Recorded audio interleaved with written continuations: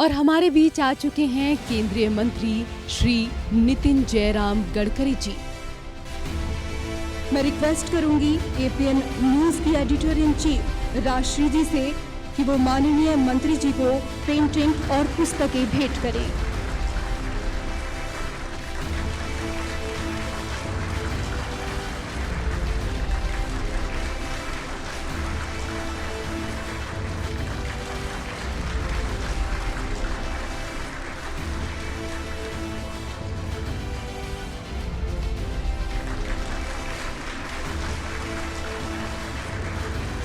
इस सत्र को आगे बढ़ाते हैं एपीएन न्यूज के एडिटर इन चीफ राजश्री जी से मैं स्वागत भाषण के लिए कहूंगी कि वो आए और स्वागत भाषण दें।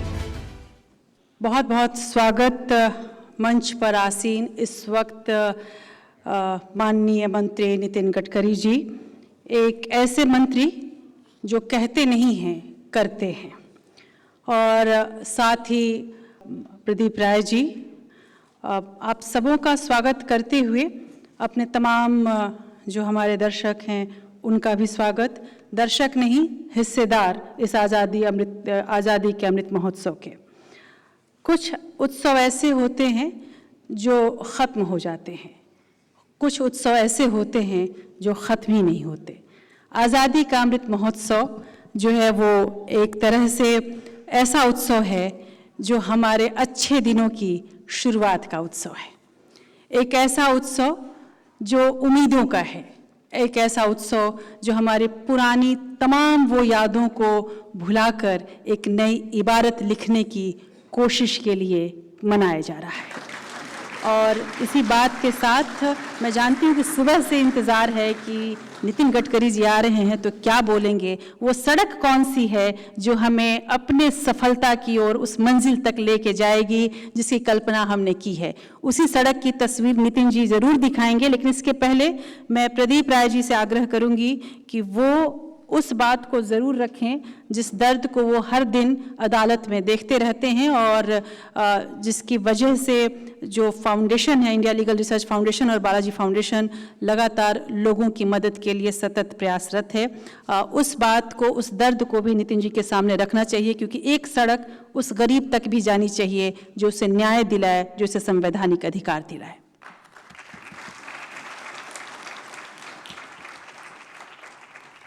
जहाँ पर नितिन जी हों वहाँ पर कोई और दूसरी बात किसी को शायद सुननी अच्छी लगती भी नहीं होगी। आदरणीय नितिन जी, राजश्री जी और साथ में बैठे हमारे ये सम्मानित अतिथिगण, जब भी कभी बात आती है इंडिया लीगल रिसर्च फाउंडेशन की या बालाजी फाउंडेशन की, तो हम लोगों ने जब ये फाउंडेशन बनाया था पहली बार, तो मैं उस समय लॉ फर्स्ट ईयर में पढ़ाई कर रहा था और हम लोगों की एक इच्छा थी कि कम से कम जो गरीब लोग हैं, जिन तक ये न्याय पहुंच नहीं सकता या जिनके लिए पहुंचना बहुत मुश्किल है, उनके लिए कुछ किया जाना चाहिए। और हम लोगों ने जब लॉ ख़त्म किया, उसके साथ साथ जो हमारे साथ के पास आउट लड़के थे, आसपास के जानने वाले लोग थे, उनको जोड़ के, क्योंकि मैं भी पहले जर्नलिस्ट ही था, तो मैंने जब स्विच ओवर किया तो हमारे पास उस समय करीब 322 लड़कों की टीम बन गई, जिनकी टीम के साथ हम लोगों ने इंडिया लीगल रिसर्च फाउंडेशन शुरू किया। हमारा काम था कि हम उस समय एडीआर, तब भी कॉन्सेप्ट होता नहीं था, नालसा बना नहीं था, हम लोग का ये था कि कम से कम जहाँ पर भी लीगल सर्विसेज की ज़रूरत हो, जहाँ पर फ्री लीगल एड चाहिए, वो हम दे सकें। और कारण एक और भी था, फर्स्ट जनरेशन हम लोग लॉयर थे, फर्स्ट जनरेशन में सिटी में आया था, गांव के स्कूल से पढ़ के आया था, जहाँ पर 9वीं तक की पढ़ाई हम लोगों ने की, वहाँ पर पेड़ के नीचे बैठ के हम लोग पढ़ते थे, जो कई लोग के लिए कल्पना होगी, लेकिन वैसे ही स्कूलों से हम लोगों ने पढ़ाई की। और 9वीं के बाद जब शहर में आए, फर्स्ट जनरेशन शहर के अंदर, तो मुझे ये लगा कि आखिर इनके लिए क्या करें। लॉ करने के बाद इंटर्नशिप नहीं मिलती है, आप कहीं जाएं कोई आपको इंटर्नशिप देने को तैयार नहीं होता, और अगर इंटर्नशिप किसी ने दे भी दिया, जूनियरशिप दे भी दी, तो उस ज़माने में एक तो पहला क्वालिफिकेशन ये है कि आपने लॉ कर लिया तो आपका कुछ नहीं होगा, फिर आपकी शादी अगर तय वो भी कट जाएगी। और दूसरी चीज़ होती थी कि अगर आपने लॉ करने के बाद अगर आप कोर्ट रोज जाते हैं तो सारे मोहल्ले वाले, जानने वाले आपको ये मान के चलते कि इसके पास खाने पीने को भी शायद नहीं होगा। एक जो गरिमा थी हमारे लॉयर्स की एक ज़माने में, और जो जिस तरह से कांग्रेस पार्टी की स्थापना हुई, बाकी जिनका योगदान रहा, सब तरह की चीज़ें, वो धीरे धीरे किन्हीं कारणों से वो गिरते गिरते इस जगह पे आ गई कि लोगों ने सोचा कि ये तो वकील का मतलब है कि सब कुछ गड़बड़ी है। दोबारा से वो गरिमा हासिल हो रही है। मैं आदरणीय जस्टिस वेंकट चलैया साहब का शुक्रगुजार हूँ, जिनकी वजह से नेशनल लॉ यूनिवर्सिटी बनी, जिन्होंने नींव रखी कि कैसे हम लोगों को मीडिएशन, एडीआर, ये सब भी किया जाना चाहिए। और आज India legal research foundation television के भी माध्यम से जगह जगह से कॉल्स लेता है, लोगों की मदद करता है। जहाँ किसी की समस्या आ गई और उस समस्या को हम लोगों को सुनवाई में आ गई तो हम लोग कोशिश करते हैं कि उसका समाधान कुछ ना कुछ निकल जाए। ग्रीवांस सेल बना रखा है। कई ऐसे मामले भी होते हैं जो हम रेफर कर देते हैं नालसा को, कई मामले ऐसे जिनको हम सालसा को, स्टेट लीगल सर्विस अथॉरिटी को रेफर कर देते हैं। लेकिन इसके बावजूद जो एक ईमानदार कोशिश है, मैं तो कहता हूं कि जो यंग इंटर्न्स हैं उनके अंदर जो ताकत होती है उससे बहुत सारे काम हो जाते हैं। हमारे स्कोरा के सुप्रीम कोर्ट AOR एसोसिएशन के प्रेसिडेंट मनोज मिश्रा जी बैठे हैं, अमरिंदर सिंह बैठे हैं, हमारे एग्जीक्यूटिव कमेटी के मेंबर सुप्रीम कोर्ट बार के, ये सब लोग उसमें लगते हैं। अतुल गुप्ता जी जैसे लोग मदद करते हैं, कॉर्पोरेट्स के लोग भी मदद करते हैं। सबको लोग जब मिल के कोई काम करें तो उसका समाधान अच्छा निकल जाता है। राष्ट्रीय जी के किसी कार्यक्रम में मैं जानबूझ के चैनल से दूर रहने की कोशिश करता हूं, मगर फाउंडेशन से दूरी नहीं हो सकती। और फाउंडेशन चूंकि हम लोगों ने शुरू किया है तो वहां पर हमें आना पड़ता है और उन कार्यक्रमों में हम लोग अच्छी भागीदारी रखते हैं। लेकिन हमारी भागीदारी केवल एक दिन की होती है। जहां तक गडकरी जी का सवाल है, मैं इस फाउंडेशन और बाकी मदद की बातें बाद में होंगी, लेकिन गडकरी जी का जहां तक सवाल है, मैं गडकरी जी से कई बार पहले मिला और जितनी बार आप इनसे मिलते हैं हर बार इनका एक नया स्वरूप देखने को मिलता है। ये जो इनके दिल में है वही इनके जुबान पे है। ये कोई लाग लपेट नहीं रखते, कोई बात छिपाते नहीं, और अगर इन्हें किसी को कोई बुरी बात बोलनी भी हो तो हंसते हंसते ये बोल जाते हैं, मगर दिल में उसको रखते नहीं। हमारा इनका प्यार ईश्वर करें कि दिन ब दिन बढ़ता रहे, अच्छा रहे, और ये भी जो कर रहे हैं देश के लिए वो भी उसी तरह से दिन ब दिन आगे करते रहें और इस देश को आगे बढ़ाने में अपना योगदान देते रहें। गडकरी जी के मंत्रालय में जो अपोजिशन के लोग हैं उनको भी कोई प्रोजेक्ट चाहिए अगर, तो बेहिचक सोचते गडकरी जी का मंत्रालय, काम तो हो ही जाएगा, कोई दिक्कत नहीं है, वो पहुंच जाते हैं। और गडकरी जी की हर उस बात पे मैं आपको बताऊं, जब ये पार्टी के अध्यक्ष थे, बीजेपी ऑफिस के अंदर जब ये पार्टी अध्यक्ष बन के आए, उस समय पार्टी का ऑफिस बहुत कोई अच्छा देखने में नहीं लगता था और ना लोगों को भी ना ऊर्जा मिलती थी उससे। इन्होंने 2 साल के अंदर अंदर उस पार्टी ऑफिस को इतना खूबसूरत कर दिया, लोगों से मिलने का सिस्टम इतना बढ़िया कर लिया, लोगों से तालमेल कैसे रखें, कैसे कार्यकर्ताओं से बात करें, इन्होंने इस तरह से संभाला कि पार्टी में एक नई जान आ गई। आज पार्टी जहां पर है उसके लिए नितिन जी के उस योगदान को नहीं भूला जा सकता। लेकिन मैं किसी पार्टी की वजह से नहीं, ऐसे राजनेताओं की जरूरत है जो किसी दल की बात नहीं हो, लेकिन आपको जो मंत्रालय मिला है, आपको जो विभाग मिला है, जो जिम्मेदारी मिली है, उसको आप कितनी बखूबी करते हैं। अगर आप उसको ठीक से नहीं करते हैं तो आप कितने भी बड़े नेता हों, आपको उस पद को संभालने की योग्यता अगर नहीं है तो आप देश का नुकसान कर रहे हैं। गडकरी जी जैसे लोगों से आप जिस भूमिका में हैं, ये जरूर हमारे समाज का और देश का भला होता है। गडकरी जी के और आप लोगों के बीच में मेरा आना ज़्यादा देर तक उचित नहीं है। मैं आप सब लोगों से उम्मीद करता हूं और एक गुजारिश करता हूं कि गडकरी जी का जोरदार स्वागत करिए। उनको लगना चाहिए कि मैं कोई किसी अच्छी जगह आया हूं। बहुत बहुत धन्यवाद।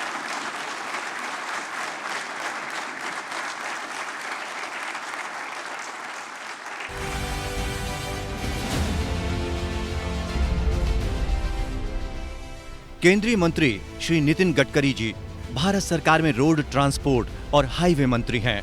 आपका भारतीय राजनीति की दुनिया में एक प्रमुख नाम है। साथ साथ आप भारतीय जनता पार्टी के वरिष्ठ नेता भी हैं। आपको सड़क, एक्सप्रेसवे और फ्लाईओवर के निर्माण में काम करने के कारण फ्लाईओवर मैन के रूप में भी जाना जाता है। आपकी प्रधानमंत्री ग्राम सड़क योजना के कार्यान्वयन में महत्वपूर्ण भूमिका निभाए जाने के लिए तारीफ की जाती है। आप 1995 में महाराष्ट्र सरकार के लोक निर्माण मंत्री बनाए गए और 4 साल तक मंत्री पद पर रहे। मुंबई पुणे एक्सप्रेसवे आपके शानदार काम की एक झलक है। आप देश के पहले बायोडीजल पंप के भी अग्रणी माने जाते हैं। अब मैं माननीय मंत्री श्री नितिन जयराम गडकरी जी से नव भारत में पथ की भूमिका या नए भारत के मार्ग पर अपना विजन प्रस्तुत करने के लिए उनको सादर आमंत्रित करती हूँ।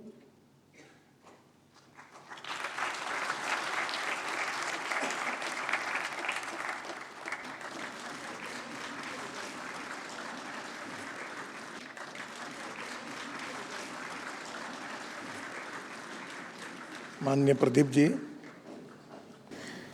राजेश्री जी, उपस्थित सभी महानुभाव, विशेष रूप से जिनको आज अवार्ड मिला है उनको मैं हृदय से बहुत बहुत शुभकामनाएं देता हूं, शुभेच्छाएं देता हूं।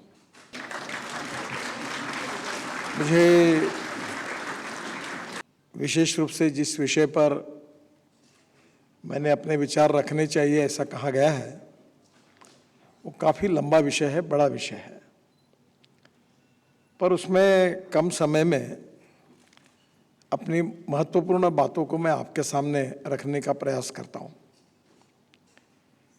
ये बात भी सच है कि एक ही इसमें सभी विषय आना भी मुश्किल है। विशेष रूप से हमारा देश जो है एक शहरी और ग्रामीण इस विभाग में बटा हुआ है, urban India, rural, agriculture India.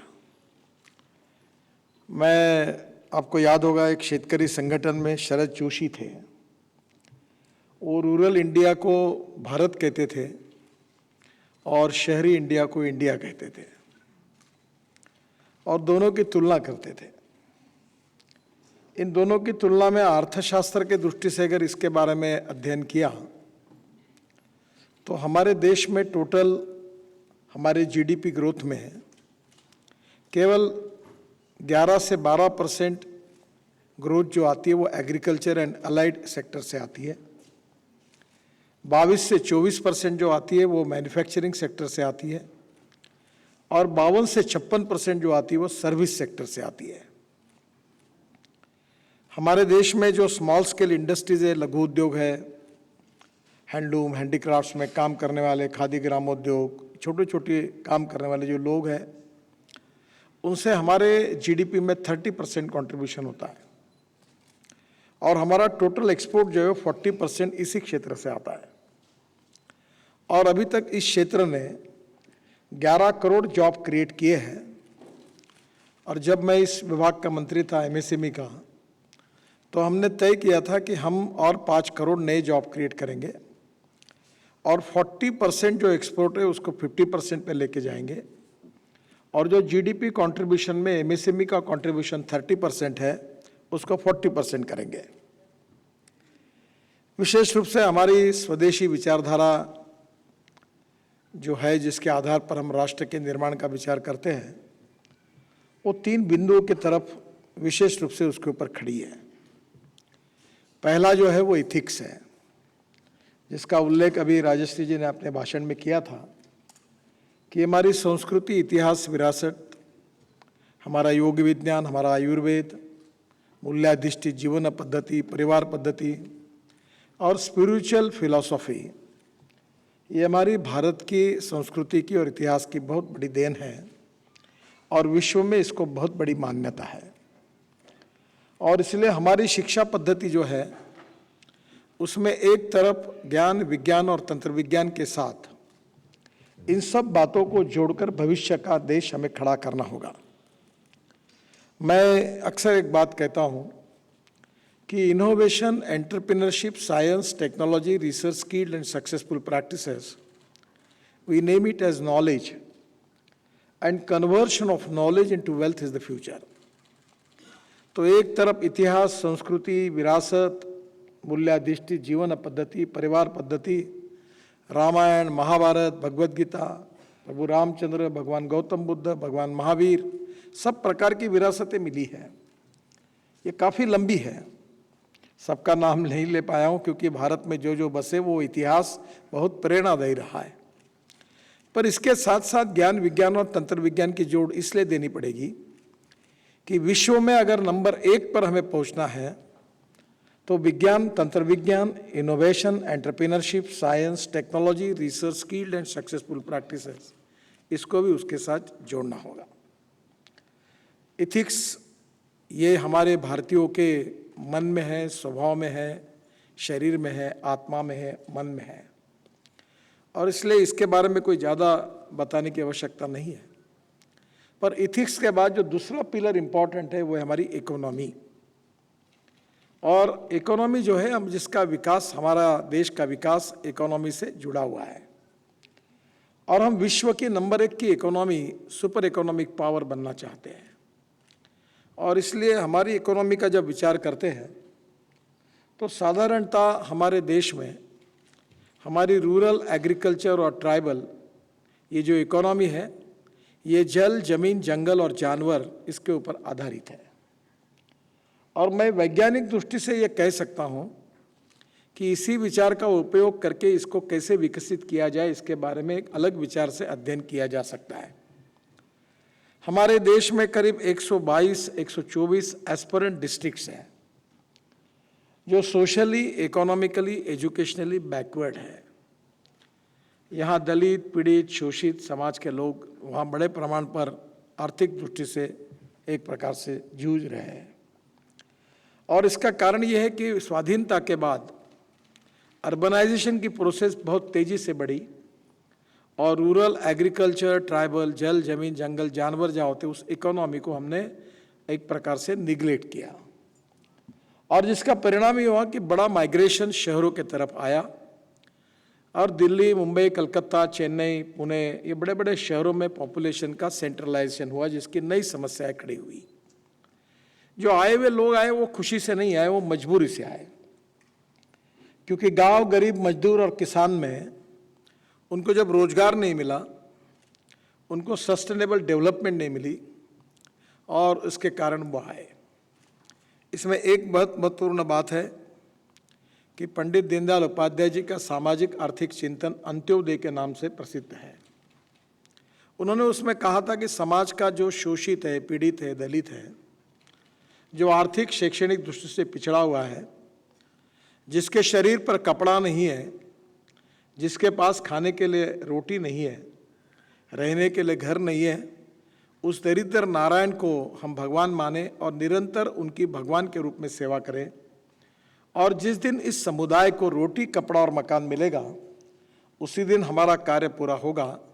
ये उनका सामाजिक आर्थिक चिंतन हम सब के लिए बहुत महत्वपूर्ण है। जहाँ तक हम जिस विचारधारा के आधार पर काम कर रहे हैं, उसके 3 महत्वपूर्ण पहलू हैं। राष्ट्रवाद, सर्वोपरि हमारी मातृभूमि, हमारा देश सबसे पहले है, और राष्ट्र की सर्वांगीण उन्नति और विकास यही हमारा मिशन है। तो राष्ट्रवाद और राष्ट्रवादी विचार ये हमारा एक प्रकार से आत्मा है।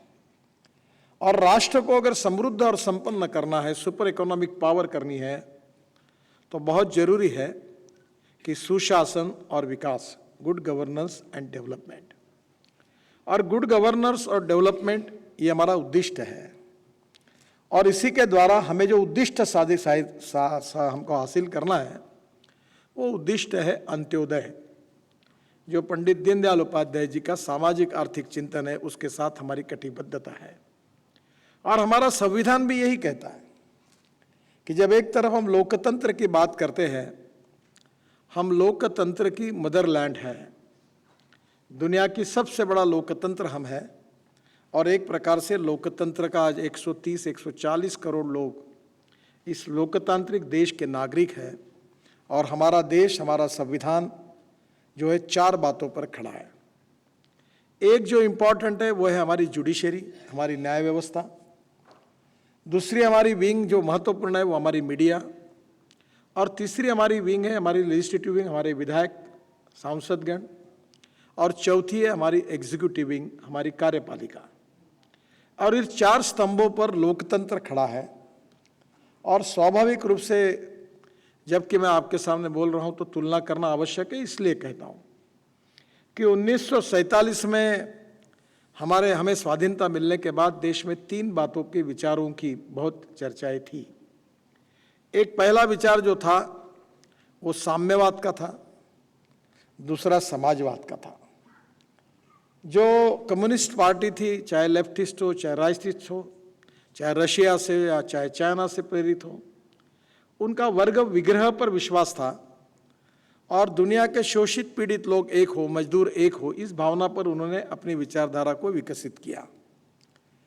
पर आज हमें ध्यान में आया कि कम्युनिस्ट विचारधारा अपने ही धरती पर परास्त हुई है। आज चाइना में केवल लाल झंडा बाकी रहा है, बाकी कम्युनिस्ट विचारधारा का कोई दिखता नहीं है। रशिया में भी वही हालत है। और इसका मतलब यह है कि कम्युनिस्ट विचारधारा भविष्य में लोगों की आशा, अपेक्षा और आकांक्षा का जो स्वरूप था उसके अनुरूप नहीं उतरी है। जो समाजवादी मूवमेंट हमारे देश में आई, डॉक्टर राम मनोहर लोहिया जी बहुत बड़े विद्वान थे और विशेष रूप से अनेक जगह पर प्रजा समाजवादी, संयुक्त समाजवादी, ये भी लोगों ने बहुत बड़ी विचारधारा थी।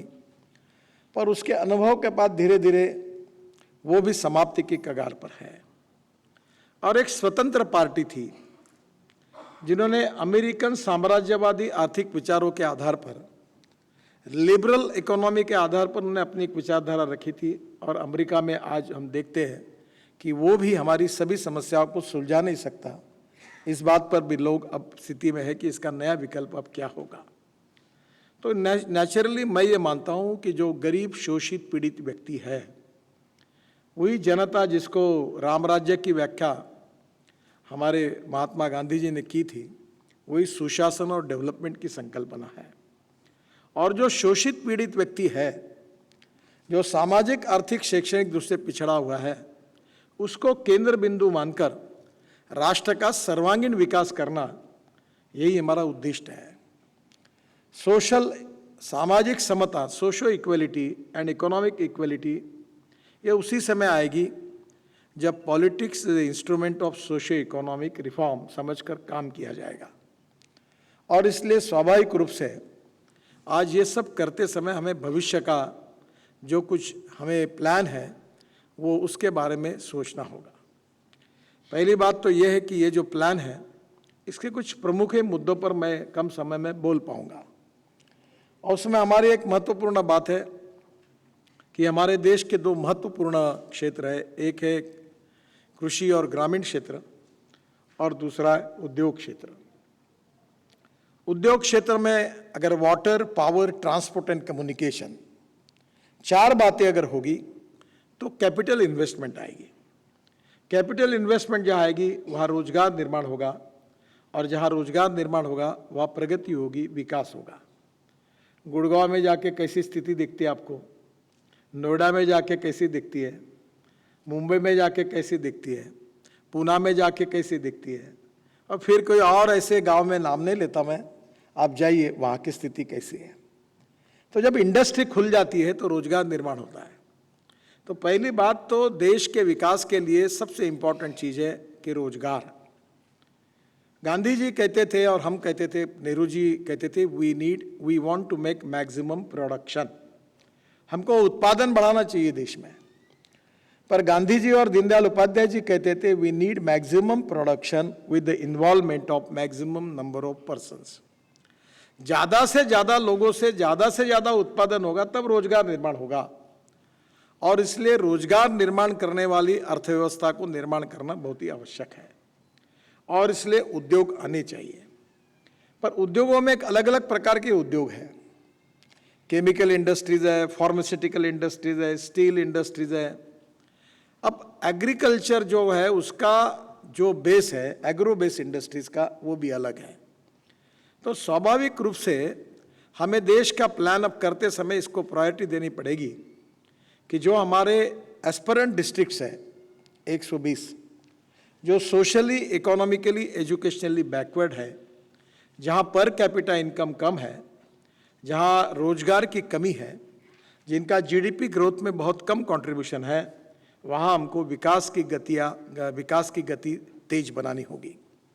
उसके सिवा, वैसे मैंने शुरुआत में कहा था कि इंडिया एंड भारत में तफावत हो रही है, और ये दोनों तफावत को कम करके इसको एक करना होगा, तो गाँवों का विकास करना होगा। और इसके लिए स्वाभाविक रूप से बहुत बार आपने सुना होगा, मैं अनेक दिनों से एक बात कहता हूँ कि एग्रीकल्चर प्रोडक्शन हमने बहुत बढ़ाया, ग्रीन रिवॉल्यूशन हुआ। आज गेहूं चावल हमारे पास सरप्लस है, गेहूं सरप्लस, चावल सरप्लस, मक्का सरप्लस। आज हमारे पास शुगर, हम दुनिया को दे सकते इतनी शुगर है। हम 340 लाख टन शुगर हमने पिछले साल उत्पादन किया है और 80 लाख टन हमारे पास स्टॉक में था और हमारी जरूरत 280 लाख टन की है केवल। हमारे यहाँ चावल, हमारे गोडाउन भरे हुए हैं। यूक्रेन की वॉर के बाद हम बड़े प्रमाण पर गेहूं और चावल को एक्सपोर्ट कर सके। हम चावल के बहुत बड़े एक्सपोर्टर हैं। पर हमें ये सोचना होगा कि एग्रीकल्चर में हमको क्रॉप पैटर्न को ग्लोबल परिस्थिति के अनुसार बदलना होगा। हमारे यहाँ तेल बिया का शॉर्टेज है। हम 1 लाख करोड़ रुपए केवल एडिबल ऑयल के इंपोर्ट के लिए खर्चा करते हैं। पामोलिन ऑयल आता है, सोयाबीन ऑयल आता है, सूर्यफूल का ऑयल आता है। और अभी कल भी हमारे प्लानिंग कमीशन की मीटिंग हुई तो प्राथमिकता हमने इसको दी कि हमारे देश में तेल बिया का उत्पादन कैसे बढ़े, दाल बिया का उत्पादन कैसे बढ़े और ये जो इम्बैलेंस पैदा हुआ है इसको कैसे दूर करें। इसमें सबसे इम्पॉर्टेंट चीज़ है जिसके लिए मैं 2004 से काम कर रहा हूँ और वो जो बात है अब उसको काफ़ी मान्यता मिली है और वो मान्यता ये है कि हमारा किसान अन्नदाता तो साबित हुआ ही है, पर मैं कहता हूँ अन्नदाता नहीं ऊर्जादाता बने। और जो भविष्य में पहली नीड है कि किसान ऊर्जादाता अगर बनाना है तो हमारे देश में 16 लाख करोड़ का हमारा इंपोर्ट बिल है पेट्रोलियम प्रोडक्ट्स का, पेट्रोल, डीजल, गैस का। और आज मैं ये विश्वास के साथ कह सकता हूँ क्योंकि मैं ट्रांसपोर्ट मंत्री हूँ तो मेरे पास ही अभी ऑटोमोबाइल और बाकी सब बातें हैं, तो मैं अधिकृत रूप से ये कह सकता हूँ कि हिंदुस्तान की तस्वीर में ये जो 16 लाख करोड़ का इंपोर्ट है इसमें 10 लाख करोड़ अगर किसानों के पास जाएंगे तो इस देश का किसान का per capita income, GDP, agriculture growth rate, industries गाँव में इतनी बनेगी कि गांव गरीब, मजदूर और किसान समृद्ध और संपन्न बनेंगे। अब 2004 में हम शुगर फैक्ट्री में मोलाइसेस आता है 4%, सी मोलाइसेस कहते हैं, उससे इथेनॉल बनाते थे। इथेनॉल अल्कोहल है और वो 95.5 डिग्री का प्यूरिटी का अल्कोहल है। फिर हमने BAB मोलाइसेस को मान्यता दी जो शुगर 3% कम करके 7% शुगर BAB मोलाइसेस में जाती है, उससे इथेनॉल बनना शुरू हुआ। फिर शुगर के जूस से इथेनॉल बनना शुरू हुआ। उत्तर प्रदेश में चाहे पश्चिमी होगा, पूर्वी उत्तर प्रदेश होगा, पूरा गन्ना है। उत्तर प्रदेश की रूरल इकोनॉमी गन्ने पर डिपेंड है। ये कुशीनगर की आप बात कर रहे हैं, उधर भी गन्ना ही है और इसलिए गन्ना उत्पादक किसान इथेनॉल बना सकता है। और इसलिए अभी इथेनॉल हमने पेट्रोल में हम अभी 10% डाल रहे हैं। ये कम से कम 20% डालने का निर्णय पर इथेनॉल ही उपलब्ध नहीं है।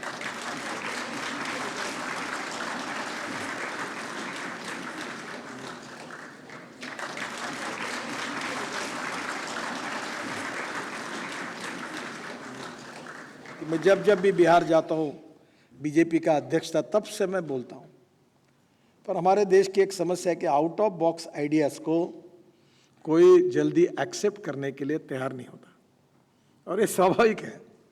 मैं एक दिन खाना खा रहा था, मेरी पत्नी ने मुझे पूछा कि आप बोलते हो, मैंने सुना है कि आप पानी से हाइड्रोजन निकलेगा, हाइड्रोजन पे गाड़ी चलेगी, तो आपके बातों पर तो मेरा ही विश्वास नहीं है, तो लोगों का कैसे बैठेगा। तो मैंने तुरंत टोयोटा इंडिया के चेयरमैन विक्रम किर्लोस्कर को फ़ोन किया और मैंने कहा कि ये गाड़ी हाइड्रोजन पे चलने वाली मुझे चाहिए। मैंने बोला वो मैं सब कानून फानून सब मैं बराबर करूँ, मुझे गाड़ी पे चाहिए उसकी, और उसका नाम है, क्या नाम है उसका, मिराई। मिराई में, जापानी में मिराई नाम है, हिंदी में उसका नाम है भविष्य। और वो गाड़ी जो है वो मैंने लाई है, मेरे पास है अभी, और वो हाइड्रोजन पे चलती है। हाइड्रोजन 3 प्रकार का है। एक है ग्रीन हाइड्रोजन। ग्रीन हाइड्रोजन जो पानी से हाइड्रोजन निकलता है, जो बायोमास से निकलता है, जो ऑर्गेनिक वेस्ट और कचरे से निकलता है, जो वेस्ट से निकलता है, ऑर्गेनिक वेस्ट से, उसको कहते हैं ग्रीन हाइड्रोजन। ब्राउन हाइड्रोजन जो होता है वो पेट्रोलियम से निकलता है और ब्लैक हाइड्रोजन कोयले से निकलता है।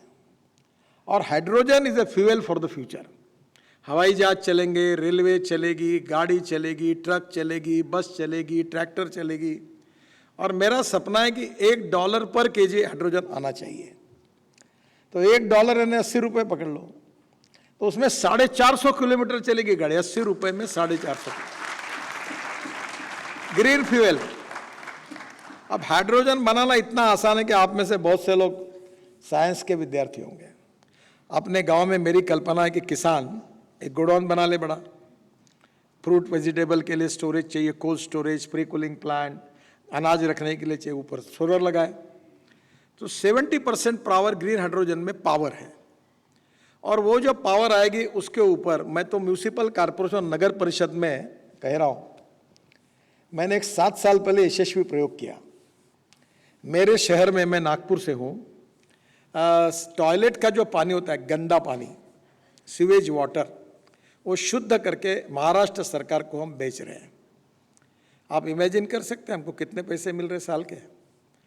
टॉयलेट का पानी बेचकर हमको 325 करोड़ रुपए साल के मिल रहे हैं। तो वो पावर के लिए उपयोग में लाते हैं। अब वही पानी मैं कहा म्यूनिसिपल पार्टी और नगर परिषद में पानी शुद्ध कर ले, और सॉलिड वेस्ट को सेग्रीगेट करने के लिए रूफ लगेगा, गोडाउन ऊपर में रूफ टॉप सोलर लगा दीजिए। सोलर की पावर से 1 करोड़ 1.25 करोड़ का इलेक्ट्रोलाइजर मिलता है।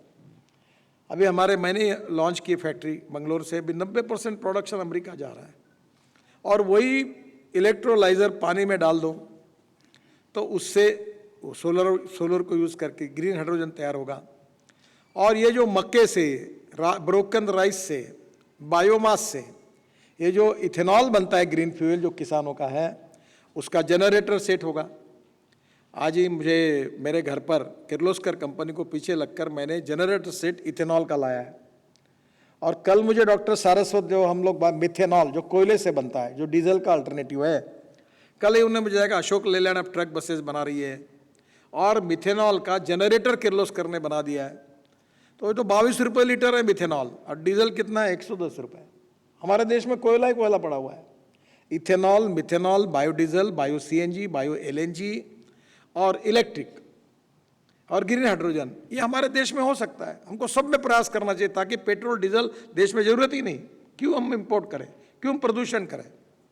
और इसलिए ये ग्रीन हाइड्रोजन है, ये तैयार करते समय जो जनरेटर सेट लगता है 500 बार पर करने के लिए, वो हम लोग इथेनॉल के जनरेटर पे चलाएं जो 65 रुपये 60 रुपये लीटर है। वो डीजल का जनरेटर 110 रुपये डीजल लगेगा, और बस उसको भर के अपना किसान ही अपने खेत के बाहर एक पंप डाल दे, और वहाँ ट्रक और बसेस आए, भर दे ग्रीन हाइड्रोजन, चला, खत्म हो गया। किसान इधर गेहूँ चावल भी करेगा, उधर हाइड्रोजन भी बेचेगा। तो इकोनॉमी में किसान ही इतना धनवान बन जाएगा कि उसका जैसे इसराइल में है एयर कंडीशन बंगला, मर्सिडीज गाड़ी लेकर वो अपने गांव और खेत में रहेगा। तो क्यों दिल्ली, मुंबई, कलकत्ता आएगा जब उसके पास पैसा आएगा। ये जो 16 लाख करोड़ का इंपोर्ट है, इसके 10 लाख करोड़ किसानों में जाएंगे। गरीबी दूर होगी, बेरोजगारी दूर होगी। कौन से इथेनॉल बनेगा? ब्रोकन राइस से इथेनॉल बनेगा, फूड ग्रेन से इथेनॉल बनेगा। अभी इतना ही नहीं तो हमने आसाम में बाम्बू से इथेनॉल बनाया। अभी एक भीमा बाम्बू है कर्नाटक में, 200 टन एकड़ होता है 2 साल के बाद। और बिहार में लगाइए आप, कोई स्प्रे नहीं, कोई खाद नहीं, कुछ नहीं, ऐसा बाम्बू होता है। बाम्बू का अचार बनता है, बाम्बू के कपड़े बनते हैं, बाम्बू से फर्नीचर बनता है, बाम्बू से प्लाईवुड बनता है, बाम्बू से इथेनॉल बनता है। अब ये पानीपत या सोनीपत में इंडियन ऑयल ने एक फैक्ट्री डाली है।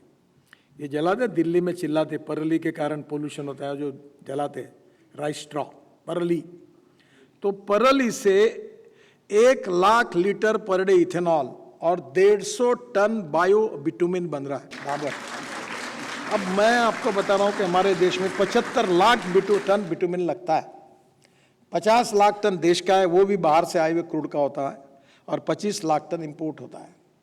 हमारे देश के किसान अगर बायोटेक्नोलॉजी का उपयोग करके बायोमास तैयार करेंगे और बायो बिटुमिन बनेगा, तो हमारे बिटुमिन पे वो कोई फर्क नहीं, सेम बिटुमिन है। ये जो टेक्नोलॉजी है वो गांवों तक पहुंचाना है। अब इथेनॉल आ गया, मैं ट्रांसपोर्ट मंत्री हूं, मैंने फ्लेक्स इंजन लाया। फ्लेक्स इंजन का मतलब ऐसा, आपको मालूम है टोयोटा कंपनी की एक कैमरी नाम की गाड़ी थी। वो गाड़ी में पेट्रोल डालने के बाद वो इलेक्ट्रिसिटी तैयार करती थी तो 40% बिजली पर और 60% पेट्रोल पे चलती थी। अब टोयोटो अगले महीने में उनके सब मॉडल ला रही फ्लेक्स इंजन पर, सुजुकी ला रही, मर्सिडीज ला रही, हुंडई ला रही, सब लोग ला रहे। उसका मतलब यह है कि पेट्रोल के बजाय वहाँ 100% बायो इथेनॉल डालो। अब इथेनॉल का रेट है 60 रुपये और पेट्रोल का 120 रुपये, और बीच में इथेनॉल का कैलोरिक वैल्यू कम थी। तो एक दिन मुझे जानकारी मिली कि रशिया में इथेनॉल की कैलोरिक वैल्यू पेट्रोल के बराबर हुई है। तो मैंने रशियन साइंटिस्ट को इंडिया बुलाया, प्रेजेंटेशन हुआ, मुझे लगा कि ये ठीक है। मैंने पूरी हमारे पेट्रोलियम मंत्री जो है उनको, इंडियन ऑयल के चेयरमैन वैद्य साहब और फरीदाबाद में इंडियन ऑयल रिसर्च लेबॉर्ट्री के डायरेक्टर राम कुमार जी को बुलाया और प्रेजेंटेशन दिया। सब होने के बाद जाते समय मुझे कहा कि this is a very fantastic idea बहुत सुंदर है, ये होगा तो चमत्कार होगा, 20,000 करोड़ साल का फायदा होगा देश का, इतना अच्छा बड़ा काम है। क्योंकि कैलोरी उतना जितना एवरेज पेट्रोल का उतना इथेनॉल का। पर बोले we feel that it is very difficult, मुझे विश्वास नहीं बैठ रहा। बोले देखो गाजर की पुंगी है, प्रयोग कर लो, सिद्ध हुआ तो अच्छा है, नहीं हुआ तो गाजर की पुंगी है, खा लो और ख़त्म कर दो विषय को। और आपको ताज्जुब होगा 3 महीने के बाद उन्होंने रिपोर्ट दिया कि यह सक्सेसफुल टेक्नोलॉजी है, भारत सरकार उसको एक्सेप्ट कर रही है, जिससे इथेनॉल का एवरेज और पेट्रोल का एवरेज सम होगा। अब बजाज, टीवीएस और हीरो ने, अब उन्होंने ऑटो रिक्शा और स्कूटर और मोटरसाइकिल भी इथेनॉल की बनाई। पूरे बिहार में इथेनॉल के पंप डाल दो देश में और पूरी एक गाड़ी आएगी, फिर 100% पेट्रोल के जगह इथेनॉल वापरो। आपकी स्कूटर, आपकी मोटरसाइकिल, आपकी ऑटो रिक्शा, पेट्रोल का भाव 120 रुपये लीटर, इसका 60 रुपये लीटर। पेट्रोल से बेटर फ्यूल और पोल्यूशन मुक्त, import substitute, cost effective, pollution free और इंडिजिनस, स्वदेशी। तो मुझे लगता है कि ये टेक्नोलॉजी के कारण काफ़ी बदल होगा। तो जैसे मैंने एक सेक्टर की बात की, आज हमारे पास कोयला है पर कोयला इंपोर्ट कर रहे हैं, हमारे पास कॉपर है पर हम कॉपर इंपोर्ट कर रहे हैं, हमारे पास एल्यूमिनियम है पर एल्यूमिनियम इंपोर्ट कर रहे हैं, हमारे पास यूरेनियम है पर यूरेनियम इंपोर्ट कर रहे हैं, क्योंकि कोई देश में काम ही नहीं करने देता। रोड बनाओ बोलते आप, बहुत अच्छा है, बनने भी चाहिए, पर रोड बनाओ करके कोई नहीं आता। काम बंद करो, स्टे लगाओ, पेड़ मत काटो तो जाओ कोर्ट में जाओ, कोर्ट का स्टे, सबका स्टे, जैसे कोई पाप कर रहे हैं। जो आता वो रोकने के लिए आता है। The environment in our country is not pro and positive for the development. इसका मतलब इकोलॉजी एंड इन्वायरमेंट के साथ खिलवाड़ नहीं करनी चाहिए। मैं अभी NHI में 5 करोड़ पेड़ लगा रहा हूँ। अभी काफ़ी पेड़ों को 1 लाख पेड़ अभी ट्रांसप्लांट किए। ये द्वारका एक्सप्रेस हाईवे बन रहा है ये गुड़गांव के पास, तो उसको हमने 12,000 पेड़ ट्रांसप्लांट किए। अभी वो पालकी मार्ग बना रहे, सब जगह ट्रांसप्लांट किए। अभी बद्रीनाथ केदारनाथ में 4 धाम है, वहाँ भी मैंने कहा नहीं पेड़ नहीं काटना, मैं भी हूँ। अभी हमने 80 रुपये का एक पेड़ 3 मीटर हाइट का और 75 लाख पेड़ खरीदी किए राजमुंद्री से, आंध्र प्रदेश से, और हम लोग पूरे रोड को ग्रीन कर रहे हैं।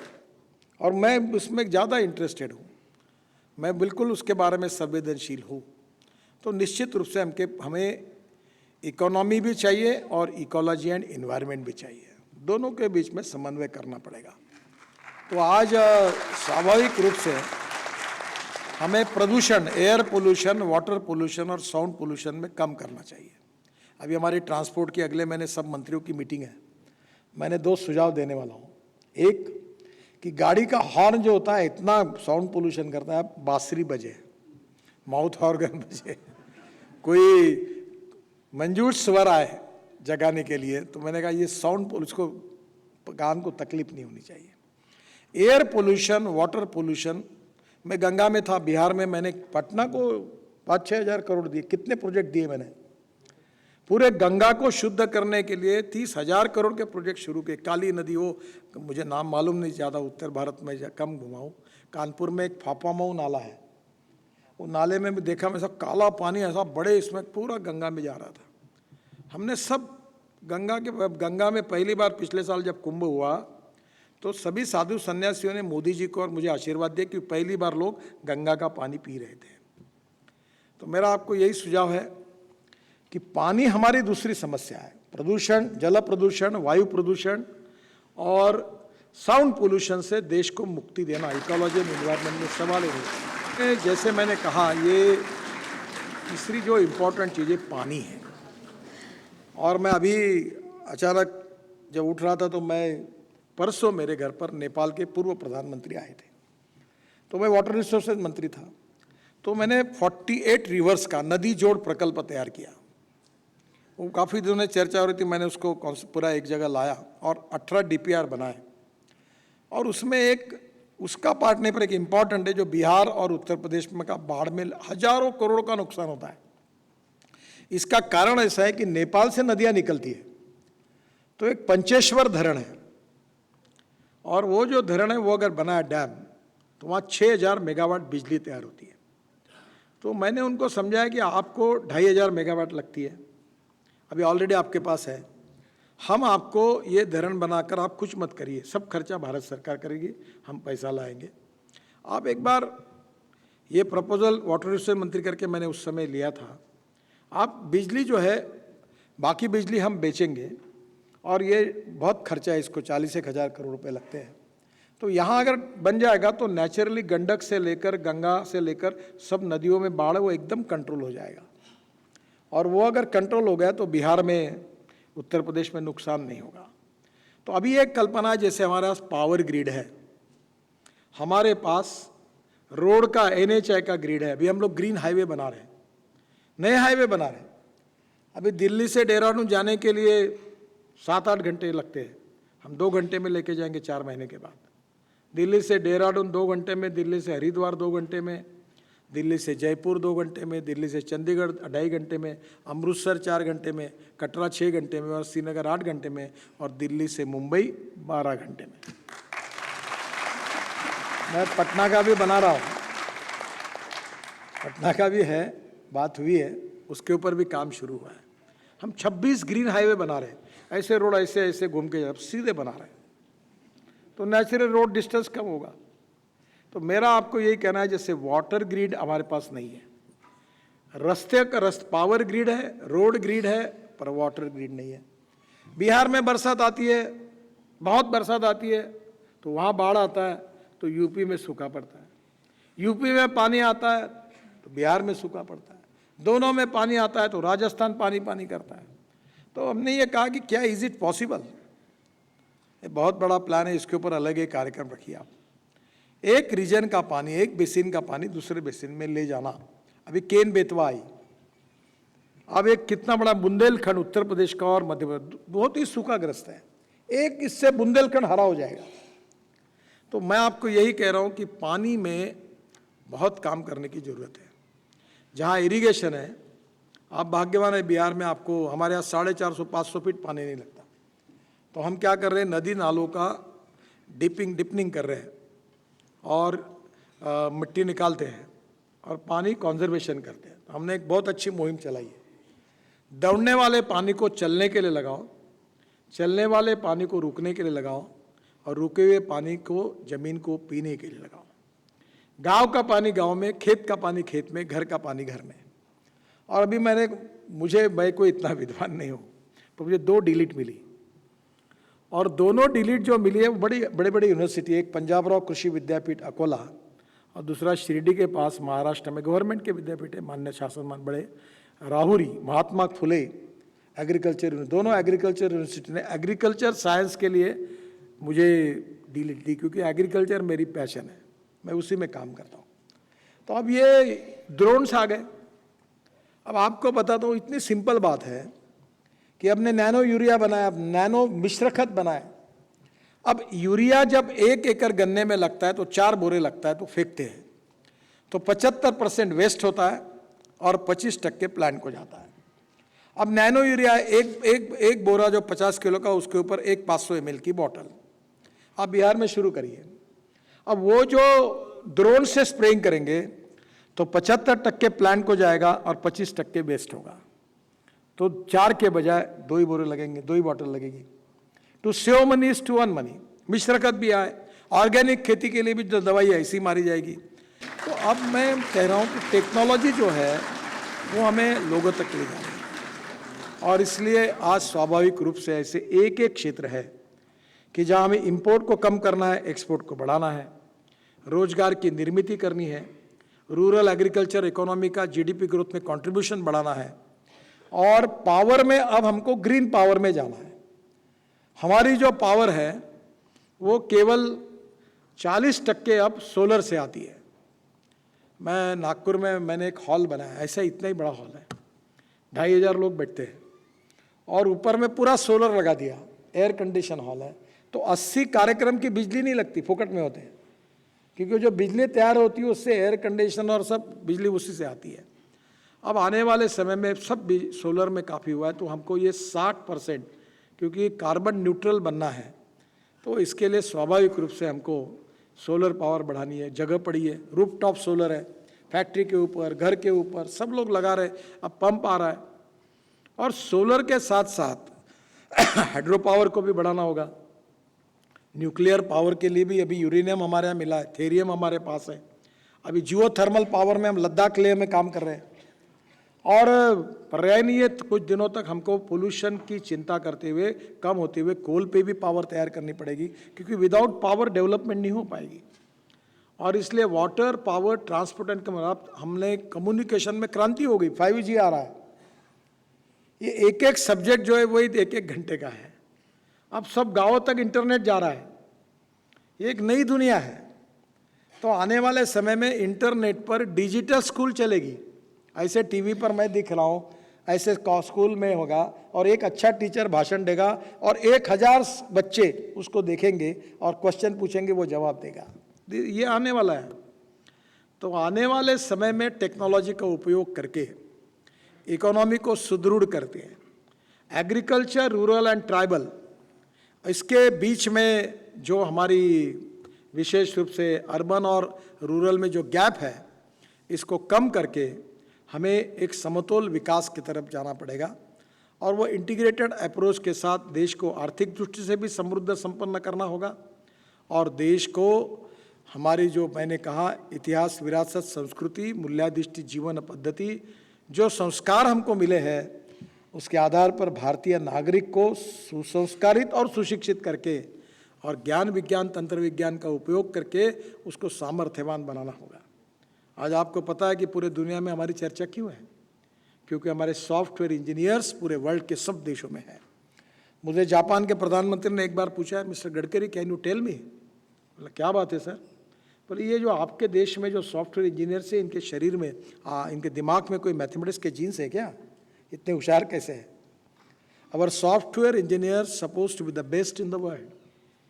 और इसलिए मैं आपको कहना चाहूँगा कि विज्ञान, तंत्र विज्ञान को भी आगे डेवलप करना है।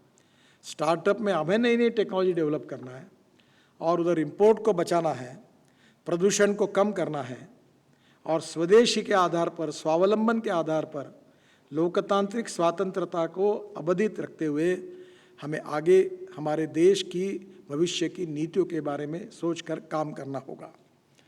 मैं अक्सर आखिर में एक बात कहूँगा कि मैं बहुत बार कहता हूँ, you can donate I but you can not donate vision. हम आंखें दान कर सकते हैं पर जीवन दृष्टि दान नहीं कर सकते। The lack of appropriate vision is a big problem.